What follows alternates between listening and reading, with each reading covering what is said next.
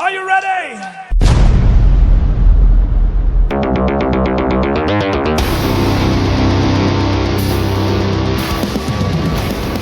Greetings, Geek and Warriors. This is your host, David Marks, with your equally significant co-host, Joshua Gaines, and our special guest, Kourtney Graves. Today is our topic, Women in D&D and Other Tabletop RPGs. But before we go into our topic, we're going to go into our other usual side quests. Don't forget to follow us on Facebook at the Geek and Warriors Facebook page. And also, like and join the Council of the Dungeon Masters on Facebook. A place where you can share and learn different tactics for D&D and other tabletop RPGs. But also, Kourtney, since you're here, what is some stuff you enjoy doing? Oh my goodness. Well, of course, Dungeons and Dragons, but I also garden, I sing, not professionally, just karaoke, and then I also have chickens and dogs and way too many cats. Comic books. You read any new comic books lately? Comic books haven't been a thing since like 84. Oh, they're always still a thing. As long as they're making movies out of them, they're a thing. I was not born in 84, so. Yeah. Hey, I resent that. I last read comic books in college, actually. I had a roommate who, he was absolutely a DC maniac, so I would read some of his comic books in order to get an idea about his world, and we would actually use some of those ideas to have like a round table DM Dungeons and Dragons games. We had another friend who would actually bring in card captor Cora as well. So it was pretty interesting. Have you seen any movies lately? No, I'm kind of a recluse. I'm stuck on I'm watching Game of Thrones on DVD again. That's where I'm at. Has it gotten any better since the last time you watched it? Hey, the whole show was great, and if you really paid attention to the story, the ending fit. No. The ending fit, I'll give you that, but no, it just, they rushed it too much, and I understand that they were looking for money and to go ahead and end the series, but for one thing, the distance that they had to travel was not accurate to the landscape that they had built through the previous season. Over under, how many years do you think it'll be, if at all, that you think George R.R. Martin will take to finish the books? Over or under? I don't know, how old is he? Because I think he'll die before he's done, honestly. I don't think he has any plans of ever finishing. I don't either. I think he beat the cash cow to death on that one, and I think he's just like, I got my money, HBO did, I think, just as good of a job as I think I'm going to do. I think that was the ending I was planning, and I realized that the ending sucked after seeing what they had done with it, and I don't think I can do a better one than what they had done. Well, I watched the 1977 cartoon Wizards. It was done by Mr. Ralph Bakshi. He did a bunch of cartoons. He did Fire and Ice, Fritz the Cat, that was a big one. Lord of the Rings, the original cartoon. Heavy Metal. Okay, I recognize that one. I recognize the Lord of the Rings original cartoon. That was one of my favorites growing up. Yeah, he did a lot of them. Wizards was really controversial for the time because of the subject matter. He could not get away with that cartoon today. The cancel culture would have just ripped that to pieces. It was a post-apocalyptic cartoon. It took place thousands of years in the future on Earth. But, fairies had developed, wizards had developed, and these wizards had basically dug up World War II material, like Nazi stuff, and this one bad wizard just been flaunting it. And there's no way today, in today's society, that you could have gotten away with them using that kind of stuff in a movie. Absolutely not. But it worked back then. But because it was different, It was like just post World War II, like 30 years. World War II was only 30 years back. You know, it was a different generation still. A little trivia about that movie. It was Mark Hamill's first voice acting. And the original name of the movie was Wizards of War. But it came out the same year Star Wars did. And they did not want to have 2 movies with Mark Hamill with the word war in it. So they changed the name because of that. Has anybody seen any interesting TV shows lately? My spouse and I are getting ready to watch The Masked Singer and the new British Bake Off. But ultimately she has been experiencing NCIS for the first time, and I've been rewatching all the way up to season 7. I like the original. I don't know how many spin-offs they have now. NCIS like Puerto 3 Rico. or 4, yeah. NCIS Mm-hmm. Tokyo. I Hawaii, don't know. Sydney, Louisiana, or is it Nolans? I think it's Nolans. It could be NCIS Mars. I don't know where they're at now, but yeah. there's so many of them. Me and my wife were still working our way through the Highlander The original? TV series. Very nice. Yes. That's a good one. The original, not the spin-off. I could not... I did not like the spin-off. There was a reason it didn't make it through a whole season, I believe. I watch it just for the sake of, it basically takes place where the TV series left off. Video games. And I think since we're all here and we're all pretty well adept in it, Skyrim. Oh, Alright, let's do it. We've all fallen down the rabbit hole in Skyrim. Oh, yeah. What is your Skyrim level? Oh my god. I stopped playing whenever I reached level 75. I don't know. I would have to load it up. At least I think so. I I know might I'm have up to load there. it up too. It's been a while. Yeah. But Have either of you completed the storyline? oh god, yes. Yeah. the How many storylines- times? Like way too many to count. More than I care to admit. Yes, exactly. I played way too many hours into that game. I don't know. I'm like 4 days into it and I'm like level 25. Uh-huh. I've completed the companion storyline. I'm stuck on the Thieves Guild storyline. I've gotten all the way up to the Nightingale's Pilgrim Path, and I'm just like stuck. There's this one room. It's like magic floors, and every time you walk through it, it kills you as soon as you walk on it. And I just can't figure out how to get through there. And so I'm kind of diverging on that. And I'm trying to do the vampire storyline. Yeah. Trying to get the second Elder Scroll in the vampire storyline. You picked the wrong side. Yeah. Well, I already did like I said, I did the companion one. So Did he choose Imperial? No, he chose the vampire look. Oh, gosh. Sorry, I was thinking the wars, not the vampires. Okay, my bad. Yeah. And I don't know. That's about as far as I've gotten. So I'm not sure how much more I've got to go, but It never stops. No. I imagine it doesn't. No. No. So I'm not sure how far the levels go or what. I hear you can... Infinite. They used to cap.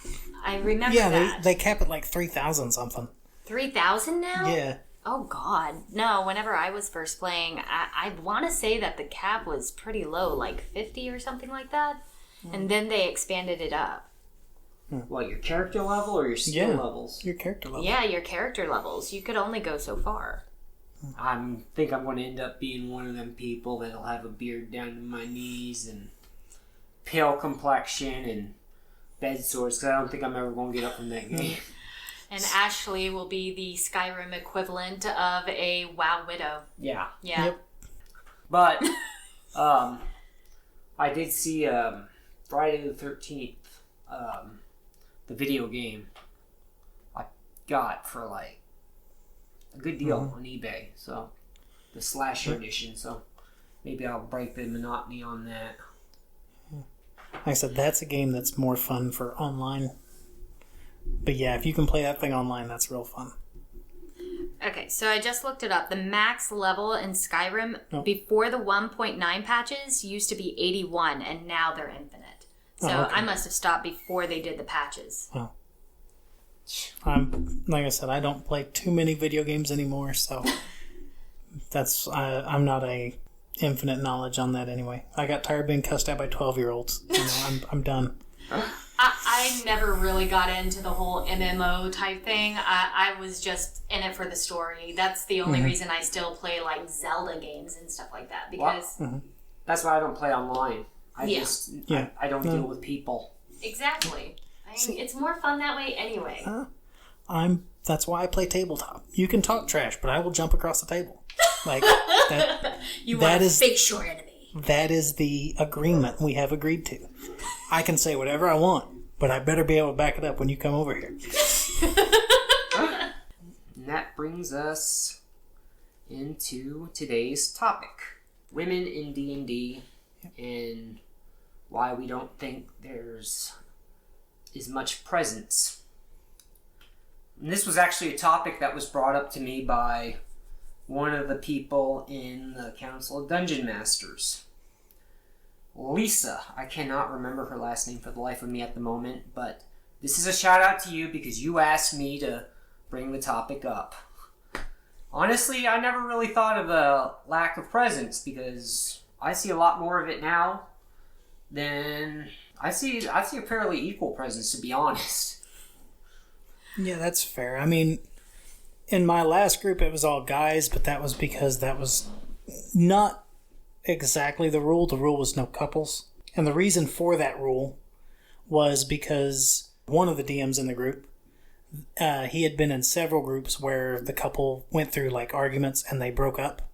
And so it broke the whole group up. So that was the rule of no couples. They could come and hang out. They just couldn't play. I think at first, there might have been a big gender gap in it.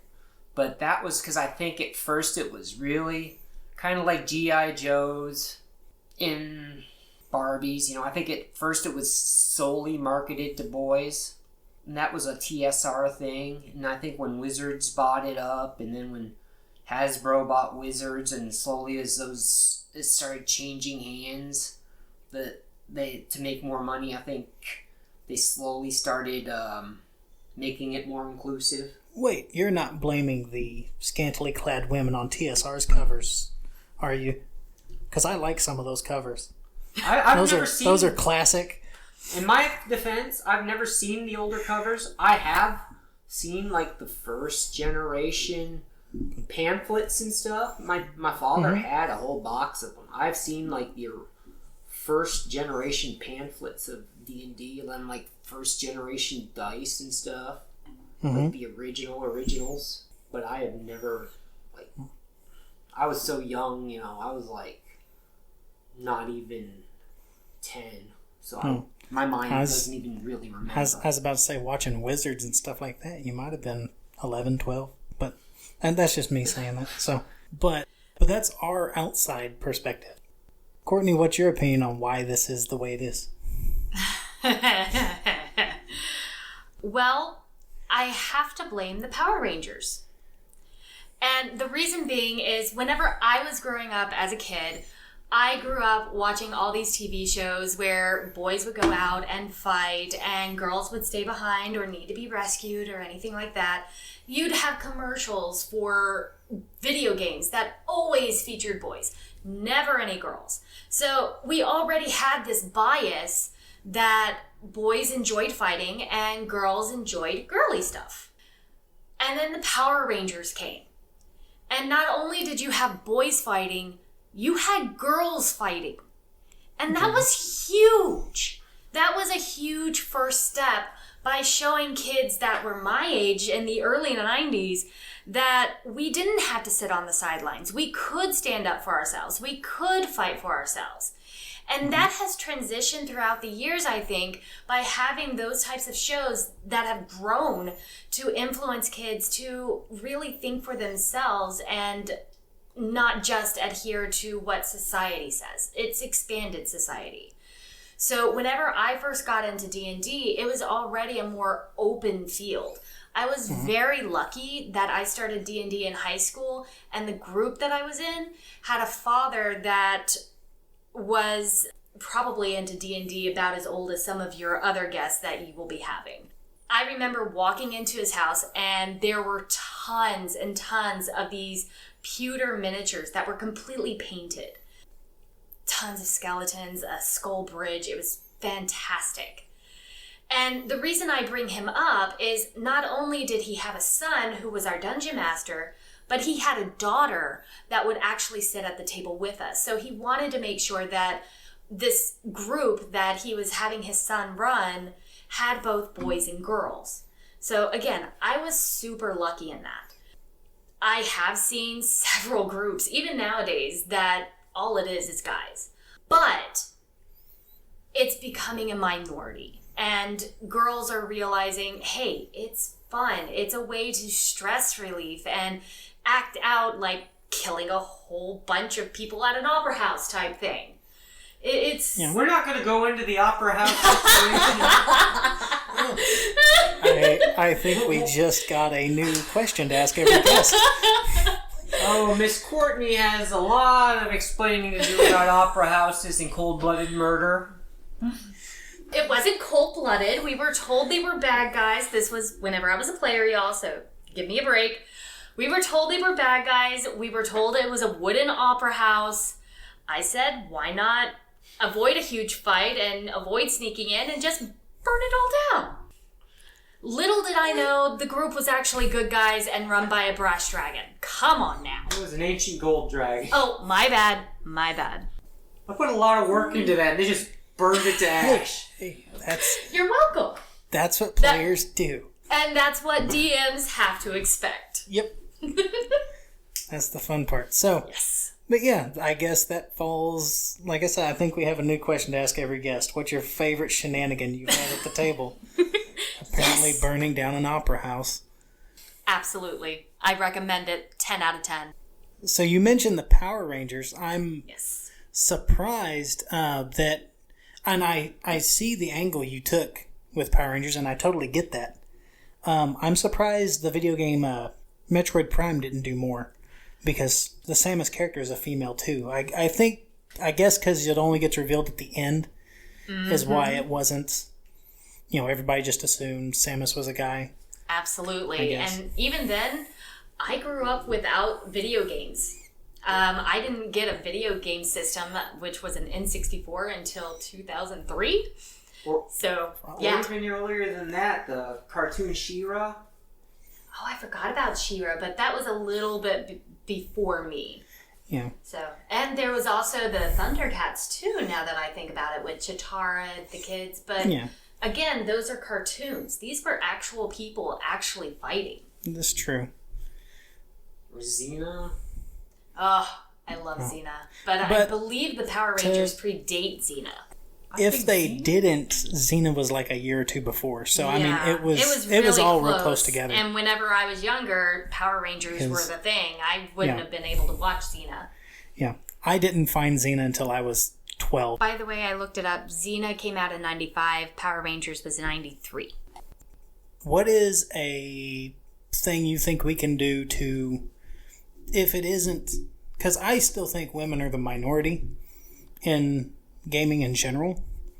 What do you think we could do to expand that going forward?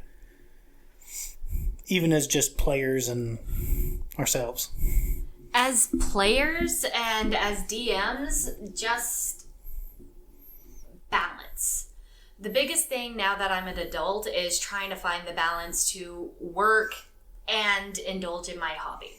Mm-hmm. So there are a lot of things that women have to go through in order to keep that balance. So if there's anything that y'all can do as far as scheduling or getting things prepped or anything to really help us out, we would love that. Or at least I know I would. Gotta get rid of the creepy dudes. Bye, Dave. No. Oh, that hurt me right here. Oh, but that was such a good setup. I know I've had to deal with this in the group that I had before you guys, and after my first group, there were teenage girls in there, and there was like a couple guys. There was a 30-year-old guy in there, and he kept hitting on the teenage girls, and I had to put my foot down. You know, and I imagine that's got to be a problem. And I think that's another reason you don't see a lot of females playing D&D. Is the creepy people. Definitely. I mean, there are definitely some people that are less desirable to play games with, or some that just take it a little too literally or real. So I do know that there are a lot of women-only groups because of those instances. Not to sound sexist, but doesn't all women's D&D group do like home ec class? Or I'm just kidding. That's I have horrible. no idea. I've That's never horrible. actually been to one. Mine have always been mixed parties. Except, well, one, we had 2 gay men. I mean, that's as close as I've come to a all-women group. I've never had a problem, really. Ask Kourtney. My groups are always open. Mm-hmm. I don't think I've really had an issue except for that one dude who just up and tore out. I try to keep the chaos at a minimum. I'm kind of laid back. You know, I keep discourse level. You know, we're fairly well to get along with, and it's hard for anybody to hate Ashley. Yeah. Bless her heart. Ashley's the kindest woman I've ever met, and Ashley gets along with everybody. And I think that this is one of the best D&D groups that I've ever had the pleasure of working with. You know. Aww. Or playing with, and minus the 1 or 2 rogue 1 a.m. phone calls. But, you know, that's what keeps life interesting. And Well, I thought one of the job requirements of being a good DM was doubling as a free therapist. free therapist, it is. Yeah. You know, I got my therapy license out the back of a Cracker Jack box. There you go. I got mine from the School of Hard Knocks. Also, I know we're running off the rails of this topic here, but that's a good podcast. The biggest disparity that I've seen since starting D&D is there are not that many dungeon master women. That is true. That's You see a ton of women that are players, but you only have a handful that are actually encouraged to dungeon master. And I watch Jenny D on YouTube for her feedback about experiences with her groups, and there's that Bronze Girl on Twitch. There is Warple Sword on Twitch. There is the cast of Critical Role whenever they invite Abria Ayundar. She is absolutely fantastic. I hope she hears this because huge fan. I'm sorry. Yeah. But yeah, I mean, you see all these women who are trying to break into the scene, but that's it. You see so many more guys out there like the Dungeon Dudes and Matt Mercer, which, again, wonderful fan. But I would love to see more women DMs. In fact, you're the only one I know. I have never seen another one. And I think a lot of them are intimidated to do it. I would 100% agree. Not only because they have to learn all of the rules, which, no, you don't. You just think you do, but you don't. You get to make up the rules. Whatever makes the story flow, that's what you go with. But there's also the time commitments that go along with it, which, again, go back to giving us some of our time to help us out. So I know I use my spouse as my co-DM sometimes to help build stat blocks for monsters and help flesh out stories and stuff. That is a huge help. So women, if you have husbands, if you have wives, if you have girlfriends, boyfriends, even kids can bring such great ideas to your stories. Go ahead and use them. Use what you got and then write it down. Just throwing that out there. Yeah, that's what I need to do. Make a stat block for my daughter, because my daughter scares me sometimes. I'm sorry if you hear this, Abby. I love you, but it's true. You would make a great NPC. That's one thing we ought to do for a thing, is stat creatures. I have no clue how to stat creatures as a DM. That could be an episode. But I think we could do that for an episode. Monster design. Yeah, and trap design would be another good one. Game design in general. Definitely. Yeah, because I know I know you guys are very big on not splitting the party. I have traps that do exactly that on purpose. Oh. Sometimes I do split the party just for the added drama and effect, but as long as it works with the story. Oh, yeah. Well, the thing is, whenever I put them into a trap that separates them, they normally need both sides to do something, but the communication is off because... There you go. That's exactly what I'm talking about. Splitting the party, yes. Like I will have to show you my mirror room design that I made. Oh, I'm actually doing a mirror room for mine next game. Spoiler alert. No. That's a big... Well, I'll have to explain mine is, and so... Definitely. Hopefully... It's not the same kind of I don't think it will be, because you and I have very different play styles, which... Well, that's true. Word association. Every time I think mirror room, all I think of is Conan the Destroyer. That's fair. But, I'm sorry, you say mirror room, that's the first thing that comes to my head. Well, here's an interesting question. As a DM, what is your favorite monster to use? Ooh. Well, I know what Dave's answer is going to be. As a BBEG and also as a little minion. Ooh. As an early fighter thing. Ooh, I like it. What's my favorite monster? Mimics. Oh, yeah, it's mimics. Mimics are fun. Yeah. Okay. It's in my top 5, but I wouldn't say it's my favorite. My favorite minion is the kobolds. And the reason why is because of the whole begging feat that they have, where if they stand there begging, you are pretty much charmed and stunned and can't do anything if you fail your save throw, and it's just phenomenal. I absolutely adore it. I just think of the cat from Shrek. So, as far as my favorite BBEG, I don't have a favorite because I love designing them myself, and so I love them all. When you talk about BBEG, are you talking about pre-written from D&D lore, or are you just talking about, like, homebrewed? Either homebrewed or even just a high-level monster that you like throwing in your monster? Games. Yeah. Well, let's see. If you're talking about D&D lore, I'm going to have to go with Vecna. Oh, classic. Just because he's got so many magic items you can pull from and use.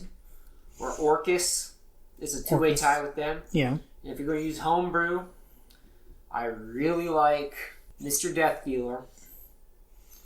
And you'll see why in a little bit. Because y'all are working on it. We're just recovering from the great derailment. We're almost there. Yay! Yeah. Can't wait. Yep.